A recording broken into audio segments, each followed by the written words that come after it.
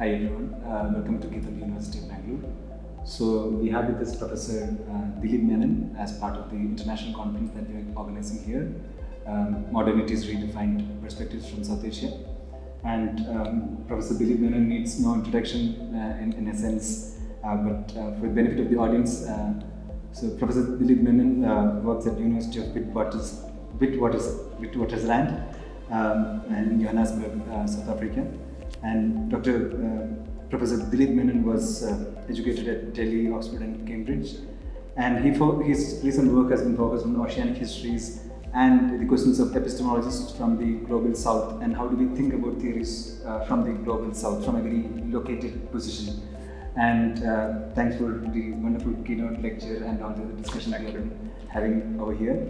And so today we'll be having a very brief conversation about the larger theme that the conference is discussing, which is a very much debated topic in social sciences ever since, which is the idea of modernity. Right. And since your work has largely focused on the epistemologies from the global south of late, and the need to move beyond the temporalities coming from the modern West, as you talked today morning. Right. So in that, what I would like to hear from you is that how is this oceanic history, or because we have this whole conversation about Indian Ocean studies and oceanic histories. So how do you see that as a way forward to move beyond these Western temporalities? Actually, at a very broad level, when one thinks about the first movement of human beings, the first anatomically modern human beings 40,000 years ago from Africa, making their way north all the way through to Polynesia, we're thinking about a kind of movement that is prior to the notion of borders or indeed of difficulty, because they cross mountains, cross the ocean and land up in Polynesia. And what we have subsequently is a slow closing in of the world as we have the appearance of these entities, continental entities, ideas of Asia, ideas of Europe, Africa and so on, and the Americas are late to be discovered as continents. And then there's a process of opening up again, when you have the age of discovery, as it's called, when Europe realizes its own ignorance of the world and then travels to other parts of the world like Vasco da Gama, Magellan prior to him, and which then is followed by colonialism and the subjugation of territories through violence, the extermination of indigenous peoples, and then the rise of nationalism and a further closing where you have these territorial entities that emerge, which are built on notions of the state, citizenship and territory primarily.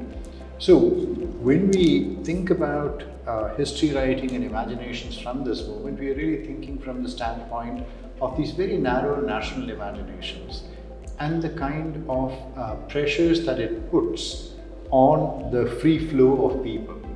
Right? So alongside the nation state, we also have the always ongoing histories of movement, whether it's the boat people from Cambodia, whether it's the Rohingyas contemporarily, whether it's the Syrians, or indeed the Sri Lankan Tamils, making their way during the 1980s all the way along the Mediterranean into Canada and so on. So what studying oceanic history reminds us is that there is this impulse which is born out of the spirit of adventure, which is born out of the spirit of wanting to engage with a much wider world than the space that one occupies. So it's important also to remember that people's minds occupy much larger territories than their bodies inhabit.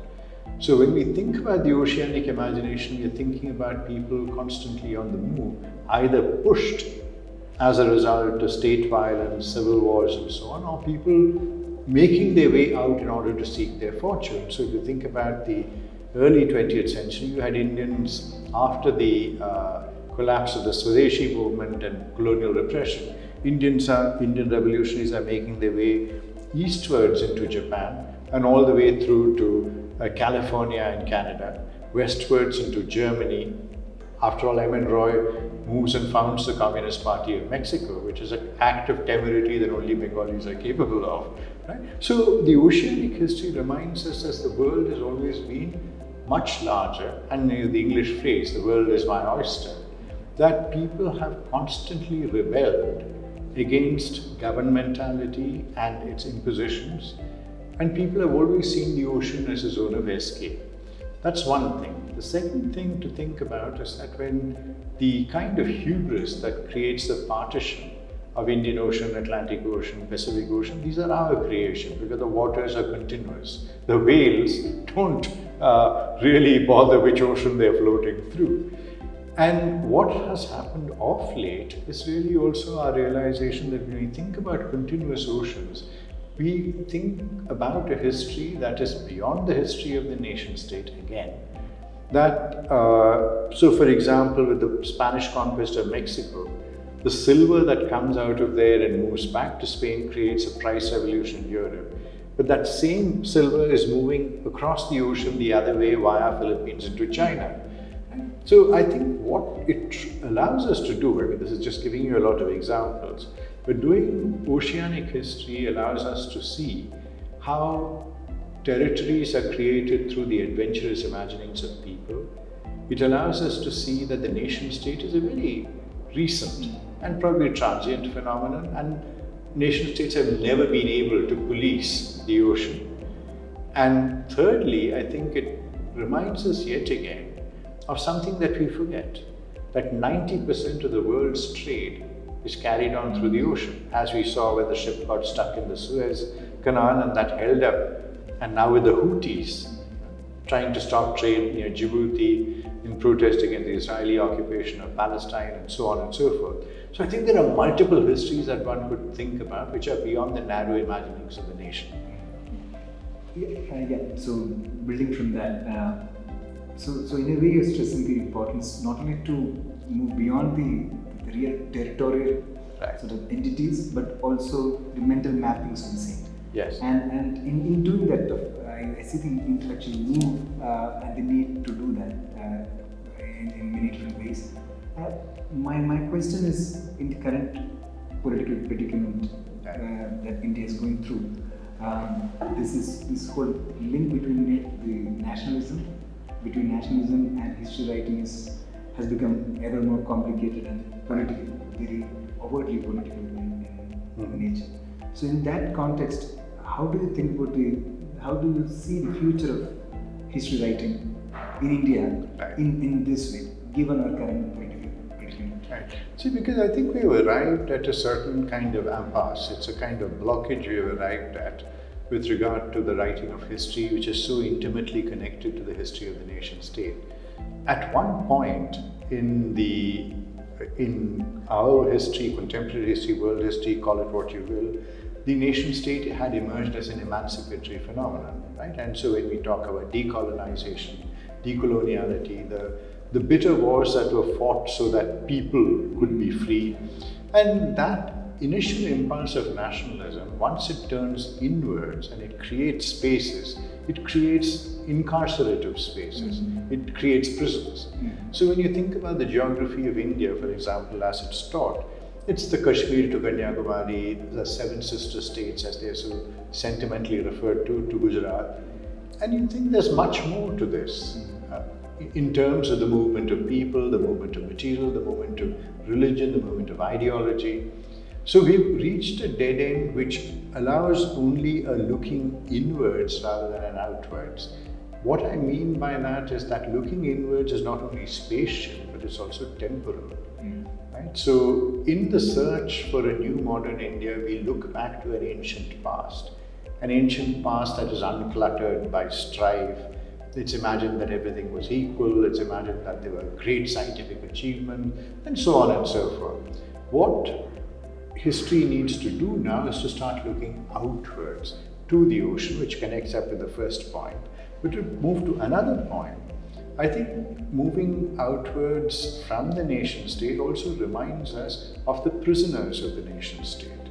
Right? So during the early 20th century, when Kerala was a madhouse, as Vivekananda described it, at that very point there were large numbers of untouchables making their way across the ocean. And this is true for all of India, right? From untouchables from Punjab. The first movement of untouchables, the Adharm movement, is founded by Swami Achyutananda, who makes his way across the ocean via Southeast Asia, becomes a laborer in California, and then returns to India with that experience of travel and mobility to found the Adhar movement. So what we need to think about is that within this incarcerated space of the nation, there have been these multiple imaginations of people who have been always subordinated, whether it's Dalits, whether it's Muslims, and you can multiply the example. There have been female travelers. The Begum of Bhopal was a very famous traveler. So one way of releasing this blockage is to ask if, as Partha Chatterjee put it in his the phrase, "a nation and its outcasts." So if we are to think the nation and history through the outcasts, then suddenly we are forced to move beyond the space of the nation, because beyond the nation resides a space of freedom, resides a space of an untraveled imagination. Yeah, so definitely that imagining the nation has become a very political and a vexed question, Right. particularly in the current times that we are in. And I'll now ask my colleague Shashi Kumar to take it forward some of his questions. Okay, I will start by continuing the discussion we just had. So these attempts by the Indian nation state now to kind of limit history writing and to encroach to the academic world has been sometimes couched in the language of decolonizing, that there are different blog articles, WhatsApp forwards, etc., which portray these attempts to intervene in academia as decolonizing the Indian mind from the Eurocentric mode of thinking. And you also have the experience of closely witnessing or even experiencing or even leading the movement in African universities, which ask for some kind of decolonized sphere of knowledge production.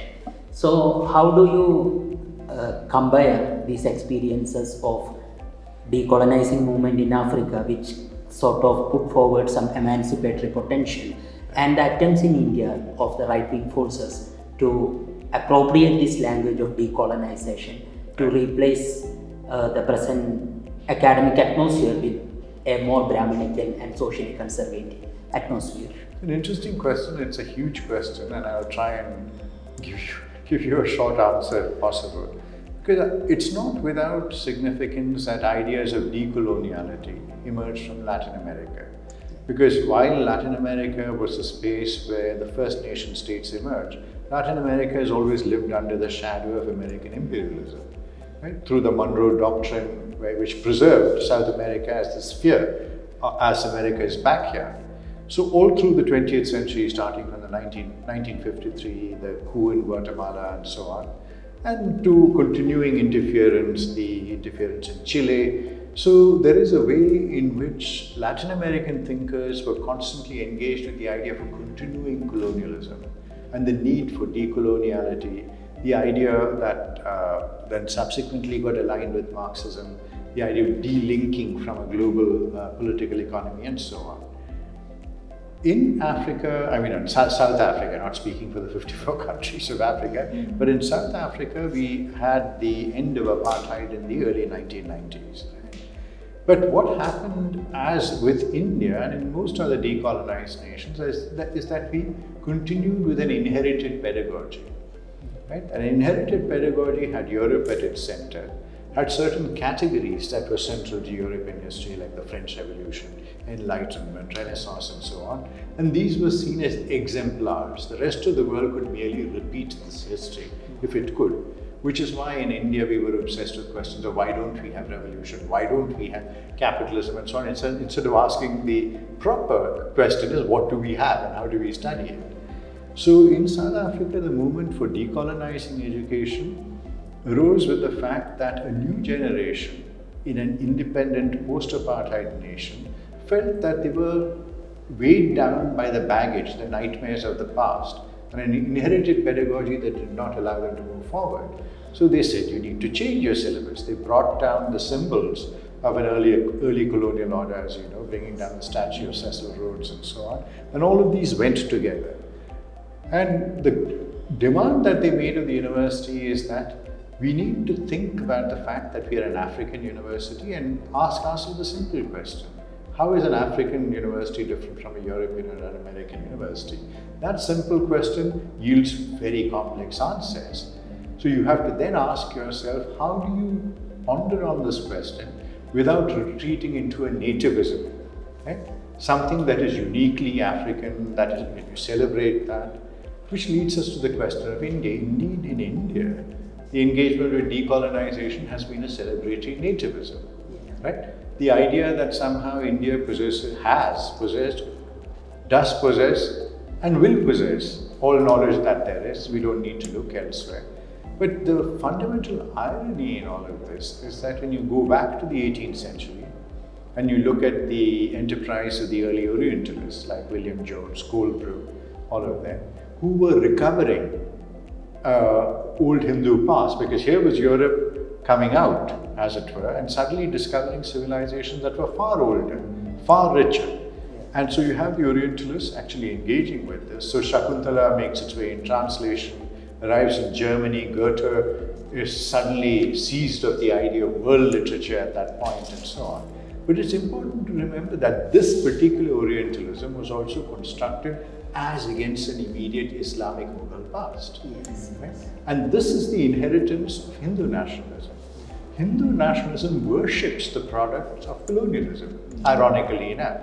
They look to William Jones and all these approbation, the praise that is showered in Indian civilization by former colonizers, and accepts it and makes it their own. And at the same time also inherits the anti-Islamic.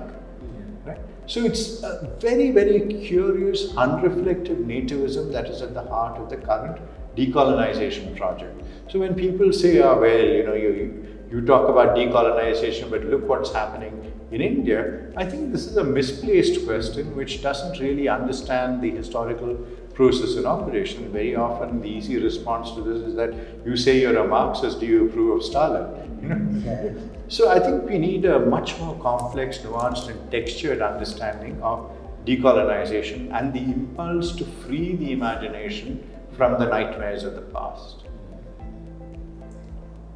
I think our discussion regarding decolonizing attempts in African universities, or at least South African universities, as you said, would be incomplete without the reference to increasingly problematize Gandhi, because one of the developments that have been observed, especially from an Indian point of view, is that Gandhi is being increasingly identified with another kind of dominating tendency. And even when earlier figures like Nelson Mandela had been appreciative of Gandhi's anti-racist activities, now we are seeing intellectuals coming from campuses who are more critical of Gandhi, and even very overt acts like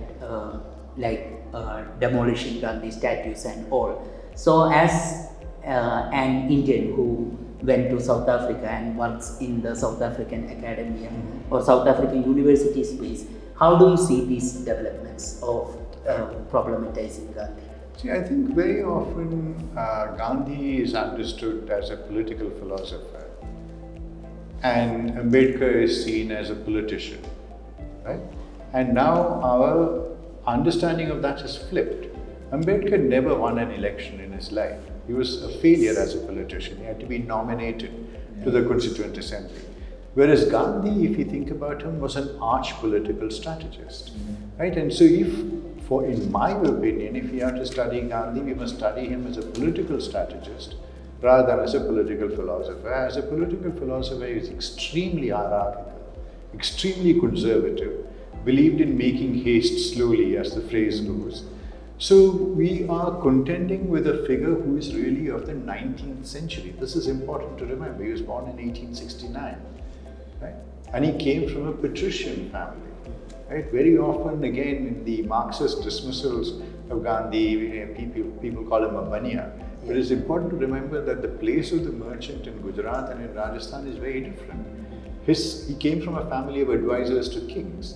So there is a hierarchical conservative notion that he preserves throughout his life, which allows him to think with the idea of the Varnashrama as an ideal order. Yes. His relationship to Dalits remains very, very ambiguous till the very end of his life. When he comes to South Africa, he's very concerned. Hind Swaraj, which is often touted as this text which is a discussion, a critique of modernity and industrial civilization, Hind Swaraj is actually written in response to the fact that Indians in South Africa are being treated on par with the Africans. If you read Hind Swaraj very carefully, or indeed not very carefully, you reread it right now, you will see that he posits an idea of Indian civilization as against the uncivilized African. He explicitly states that we're being reduced to the status of Negroes. Right?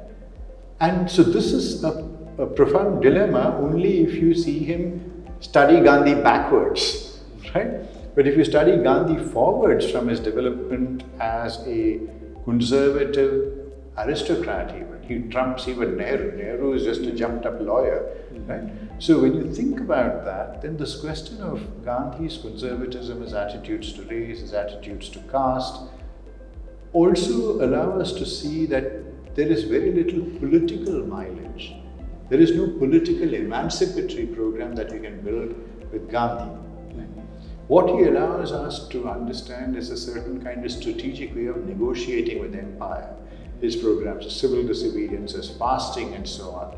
But in terms of his thought, he's very conservative, which is what has led to the destruction of his statues and the opposition of a generation that feels that, look, we need to think about an emancipation that exceeds this kind of conservative holding back. Whereas Ambedkar asked for a more radical kind of engagement with the idea of human equality. In fact, he writes equality on every page of the Constitution. It's another fact that he's denied it. But so you see, I think there is a history that we have to engage with where we need to rethink many of our categories. Right? And when people say South Africa was the making of Gandhi, it's both true and not true. It's true in the sense that he learns to work with Muslims and others. He gets a sense of himself as an Indian rather than as a Gujarati. This is what David Hardiman has argued. But on the other hand, there is also a way in which he sees the imperial state as something that he has to work with, right? And also to keep the lid on social revolution, right? Which he does consistently, as we know.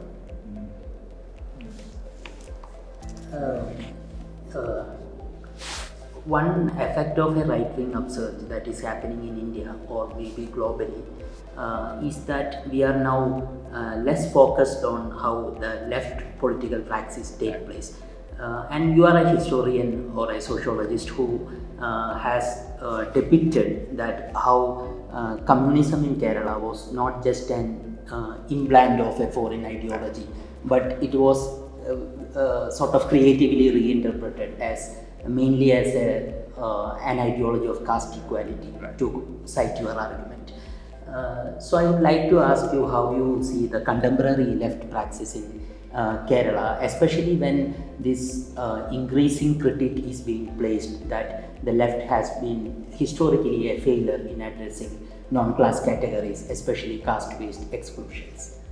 Right, and I suppose it's a very important question, because I think the reason why, as people from Kerala, I mean, apart from the fact that we are citizens of India and of a larger space, as people from Kerala, we have this deep ambivalence towards Marxism, unless you're a member of the party, is that you constantly come up against the limits of a certain form of historical imagination and political practice.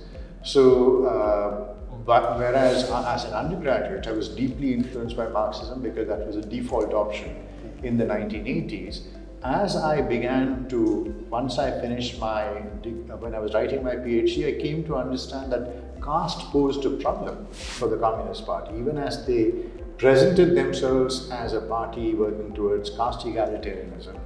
They were very reluctant to allow Dalits to ascend to leadership posts. And E.M.S. Namboodiripad very clearly says that the party need not be a window shop that advertises the multiple castes. This is the place of hierarchy in Kerala. So this question continues into the present. And so when we talk about the famous Kerala model, any amount of literature has pointed out the number of outliers, the fisher people, the Dalits, the Adivasis.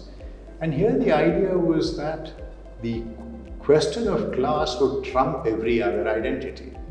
Right? Just as much as when you think about Indian nationalism, the idea is that the idea of Indian citizenship trumps every other identity, and that anybody who doesn't accord with this is regarded as a traitor, and so on and so forth. So in Kerala, this question of the non-addressing of the issue of caste, non-addressing of the issue of the Adivasi, is a fundamental problem. And this is indeed where, or in some sense, the non-engagement with the question of religion. Right? So this is what has resulted in the present crisis, where you find large sections of society which are alienated from the party, the Dalit movement. Why was the Dalit literary movement so late to emerge in Kerala? In Maharashtra it emerges in the 70s, Tamil Nadu it emerges. Here there was this kind of imaginative suppression that happened.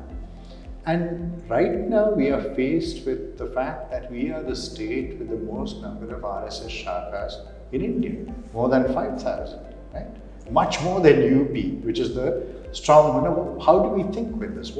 What has allowed this to happen? One way in which the Communist Party deals with it is political violence in Kannur. As you know, 200 deaths over the last 30 years, 4,000 people injured and so on.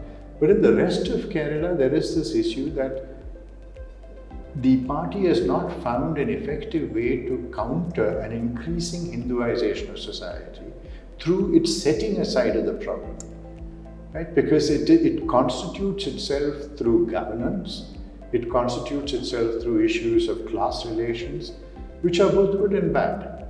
But it doesn't work with the grain of an emerging society. It works with an understanding of an ideal future society. And the present is a very problematic one. And this has been exacerbated by the movement to the Gulf, for example. Large numbers of Muslims are going and working and coming back wealthy. Large numbers of Hindus are going and experiencing what it is to be a minority in a Muslim-ruled state, so they come back with deep resentments. So my fear is that what will happen in Kerala will be a sudden sea change. It's not going to be gradual. It's like what happened in West Bengal, where 30 years the party was in power and then it was gone. Right? And a similar thing could happen in Kerala if the party does not wake up, so to speak. Because if the Gulf, engagement with the Gulf ends, everybody comes back, there's going to be a tip. Yeah. And connected to that, and we'll come to the last question for tonight's conversation. So, in some ways, we're hinting at the failure of the left to have a kind of a certain critical engagement with this domain of culture in the way it should have. Right.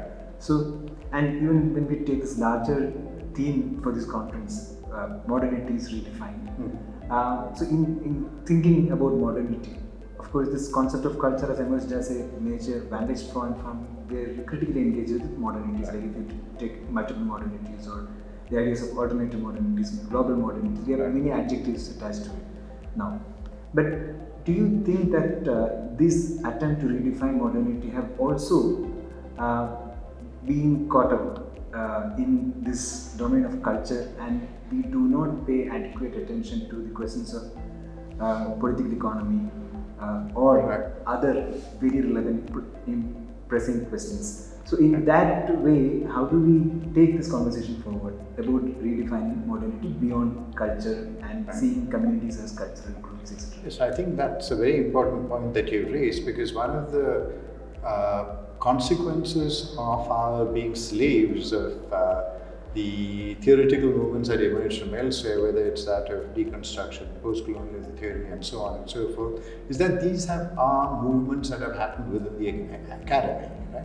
They have no connection with the larger politics. Whereas if you go back to an earlier period in left politics, to give you a very, very simple example, I mean, there's something that we all know. Why is it that Kerala has not produced academic intellectuals? What we have produced are writers, poets, political activists. Bengal has produced a huge intellectual establishment, and that also reflects the different histories of Bengal and Kerala. Ours has been a very democratic movement. None of our leaders even went to college, right? Whether it's AKG or EMS, whereas they London return, Bharat law, inner temple, and so they created a particular investment in cultural capital alongside the history of the university, colonial university in Bengal. So in Kerala, we did have that moment when political economy mattered, political participation mattered, mobilization mattered, which is why we were able to take the ideas of someone like Narayana Guru and make it an everyday phenomenon, right? Where we aspire to equality. And now we are in a situation again where, apart from the other things that we discussed, our intellectual establishment, as it is growing, is retreating more and more into culture without an engagement with political economy. And the party itself is got into a groove, as we discussed earlier. So this is bound to have very dramatic consequences. And I think any kind of engagement with the idea of culture has to be allied with an idea of a political involvement and an understanding of a global political economy, and which is what Marxism in an earlier moment allowed us to do, right? And indeed, I think it's too short a time to be talking about all of this, but I think you've touched upon something that is very important. How do we become, as the phrase goes, intellectuals engagés? How do we become intellectuals who are also invested in the world and changing the world? And that's probably the way forward that we need to think about. And thinking with the subaltern certainly helps, as I spoke about in my lecture. I think that's a very good note to have to end this conversation for the time being on modernities, redefining this whole project of modernities, and how do we think with the subalterns, with the kind of imaginations it comes up with, which often goes beyond the mental mappings of the nation state, and the ideas of history writing, and how do we think about the oceans. So we'll end with that note, and we thank Professor Dilip Menon for this wonderful conversation. Thank you for those excellent questions. So, and we thank you for accepting our invitation and coming to GITAM University of Bangalore, and for spending time with us and sharing your valuable insights. Thank you, Professor. Thank you so much. Thank you.